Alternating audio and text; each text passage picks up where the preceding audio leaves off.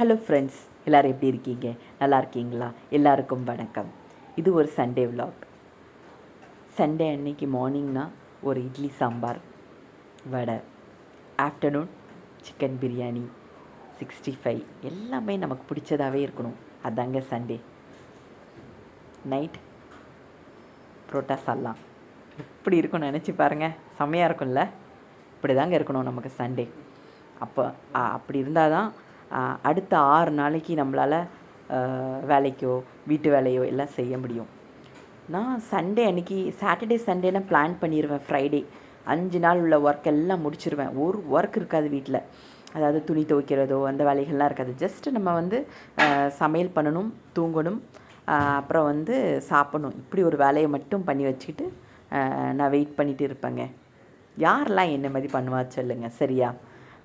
2 Sunday அன்றைக்கி காலையில் கொஞ்சம் நேரம் கழித்து தான் எந்திக்கணும்னு சொல்லி அலாரம்லாம் வேறு மாதிரி. ஏன்னா நம்ம மற்ற 5 நாளும் நம்ம எந்திக்கிற டைம் வந்து 6 o'clock எந்திப்போம்.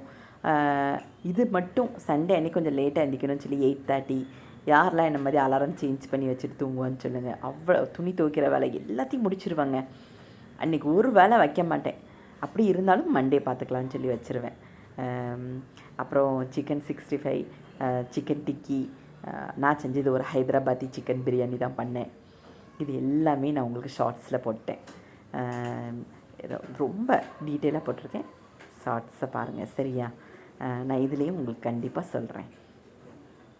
அதாவது நான் வந்து சிக்கன் பிரியாணிக்கு வந்து மேக்னேஷன் பண்ணதுக்கு 1/2 hour தயிரில் ஊற வச்சுட்டேங்க.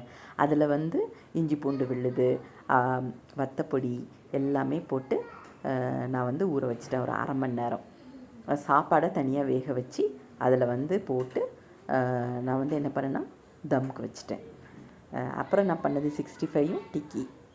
அப்புறம் ஒரு பஞ்சாபிக்குள்ளே ஒரு சாலன் மாதிரி பண்ணேன். அது வந்து என்னென்னக்கி வெங்காயம், அதில் வத்தப்பொடி போடணும், லெமன் போடணும், உப்பு போடணும், அவ்வளோதான். நம்ம ராய்த்தாக்கு பதில் இதை வச்சு சாப்பிட்லாம். நல்லா இருக்குங்க. புளிப்பாக இருக்கும், உரப்பாக இருக்கும், ரொம்ப டேஸ்டியாக இருக்கும். ட்ரை பண்ணி பாருங்கள். புலாவுக்கெலாம் இந்த மைல்டாக பண்ணுற எல்லா சாப்பாடுக்கும் அந்த சைடிஷ் ரொம்ப நல்லாயிருக்கும். ட்ரை பண்ணி பாருங்கள், சரியா? வேறு நான் சண்டே அன்னைக்கு ஸ்பெஷல் வந்து ஒன்றும் இல்லைங்க. இவ்வளோ செஞ்சேன், இதுக்கே அவ்வளோ பாத்திரங்கள் சேர்ந்துருச்சு. அப்படி தான் அன்றைக்கி சண்டே ஃபுல்லாக போச்சு. நைட்டு வந்து ஒரு கிரேவி வச்சு ரோட்டி வச்சு சாப்பிட்டேன். வேறு சண்டே ஸ்பெஷல் அப்படின்னு சொன்னாக்கி இதுதாங்க அன்றைக்கி. இப்படி தான் அன்றைக்கி சண்டே, எவ்ரி சண்டே இப்படி தாங்க போகும் எனக்கு. ஏதாவது வெளியில் போய் வேலை இருந்ததுன்னாக்கி அன்றைக்கி மட்டும் கொஞ்சம் வித்தியாசமாக போகும். சாட்டர்டேவே நான் செலிப்ரேஷன் பண்ணிடுவேன். சாப்பாடு எல்லாமே. சண்டே வெளியில் போகிற வேலை இருந்தால் போயிட்டு வந்துடுவேன். எல்லாருக்கும் நன்றிங்க, எல்லாருக்கும் நன்றி. நான் வந்து ஷார்ட்ஸ்னாலும் சரி, லாங் வீடியோஸ் சரி, ரெண்டுமே ஈக்குவல் ஒர்க்கு தான் எடுக்கும் செய்கிறதுக்கு.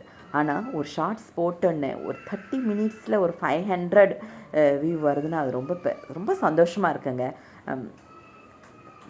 பார்க்குற எல்லாருக்கும் ரொம்ப நன்றிங்க, ரொம்ப நன்றி. லைக் பண்ணுங்கள், ஷேர் பண்ணுங்கள், சப்ஸ்கிரைப் பண்ணுங்கள்.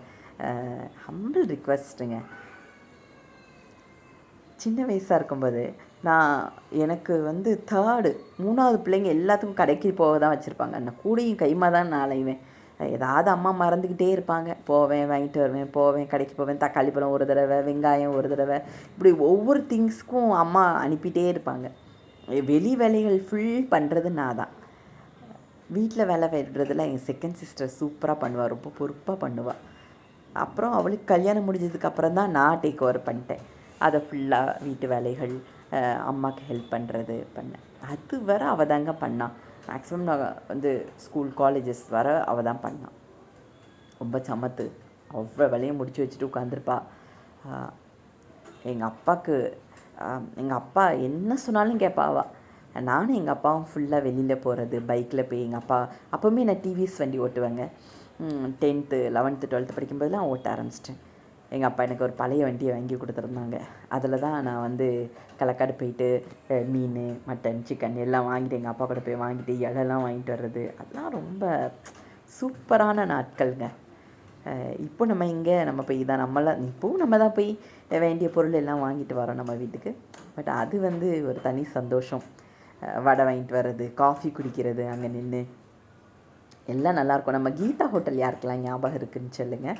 அங்கே தான் அந்த பூரி கிழங்கு செட்டு சாப்பிட்றது, வடை சாப்பிட்றது எல்லாமே நம்ம கீதா ஹோட்டல் தான். நம்ம பாலத்துக்கு நேராக இருக்கும்.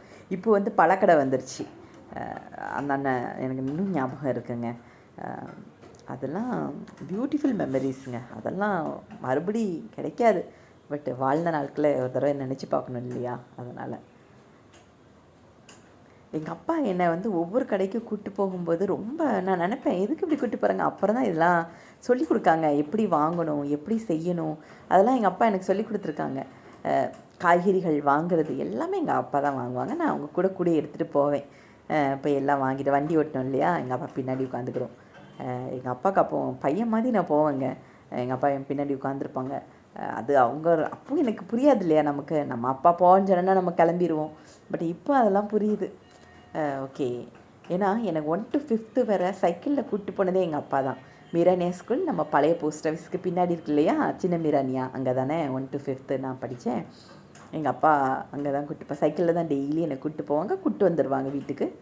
அதுக்கப்புறம் ஒரு காலத்தில் நான் அவங்கள பைக்கில் வச்சு கூப்பிட்டு போகிறது பார்த்தா நிஜமாகவே அதை நினச்சா கூட ரொம்ப சந்தோஷமாக இருக்குங்க. அது அப்படி நினைக்கல. பட் இப்போது நான் அதை நினச்சி பார்க்கும்போது ஓகே அப்படின்னு தோணுது. நிறைய விஷயங்கள் இப்படி இருக்குது மெமரிஸு. எங்கள் ஏதாவது வேணும்னா ஓடி போயிடுவேன். ஸ்கூல்லேருந்து ஓடி போய் எங்கள் அப்பாட்ட போய் 2 ரூபா வாங்கிட்டு வர்றது, அப்புறம் வந்து இங்கே வந்து மிட்டாய் வாங்கி சாப்பிட்றது, நிறைய அப்படி ஓடி ஓடி போயிடுவேன் எங்கள் அப்பா ஆஃபீஸ்க்கு, போஸ்ட் ஆஃபீஸ்க்கு. அதெல்லாம் பியூட்டிஃபுல் மெமரிஸ். மறுபடியும் அது வந்து ஒரு நினச்சி தான் பார்க்க முடியுது. ரொம்ப சந்தோஷமாக இருக்குது அதெல்லாம் நினச்சி பார்க்கும்போது. அப்படிலாம் வாழ்ந்துட்டு வந்திருக்கோம் அப்படின்னு நினைக்கும்போது ரொம்ப சந்தோஷமாக இருக்குங்க. வீடியோ பார்க்குற எல்லாருக்கும் ரொம்ப நன்றி, ரொம்ப நன்றிங்க. ஹைதராபாத்தி பிரியாணி ரொம்ப நல்லா வந்திருந்தது, சாஃப்டாக இருந்தது. சாப்பாடு மேலே காயவே இல்லை. அப்படி உங்களுக்கு காஞ்ச மாதிரி இருந்தால் கொஞ்சம் தண்ணியை வந்து தெளித்து விட்டு தம் போட்டு விடுங்க, சாஃப்ட் ஆயிரும் ரைஸ்.